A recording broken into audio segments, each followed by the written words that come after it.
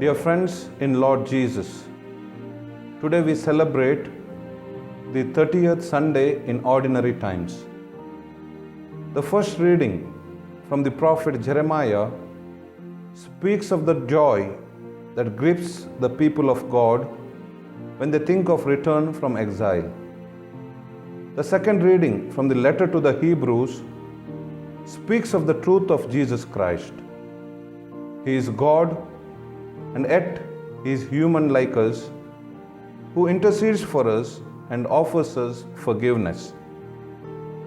In the Gospel, eyes of faith of blind man Bartimaeus led him to Jesus and restored his sight.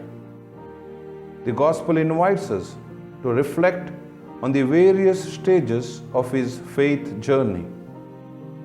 First, realization. Bartimaeus realized he was blind and required the assistance of others to cater to his needs. He was poor, he was helpless, he was lost. Second, recognition of God's presence. In his utter helplessness, he recognizes the presence of God, presence of Jesus, Son of David, the Anointed One. In moments of desperation, in moments of helplessness, God is with us. God does not abandon us. Third, renunciation. As soon as he hears that Jesus has called him, he throws away his garment. It symbolizes renunciation of his trust in material things and complete trust in God's mercy and love. We need to renounce things that could hinder us from getting closer to Jesus, from experiencing His healing touch. Fourth, request in faith. After recognizing God's presence, Bartimaeus makes a request in faith: "My teacher, let me see again." This is the proof of his faith.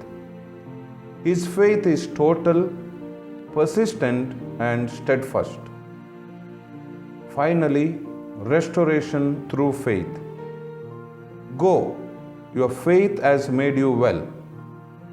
As a fruit of his faith in the Lord, his sight is restored and he is able to see.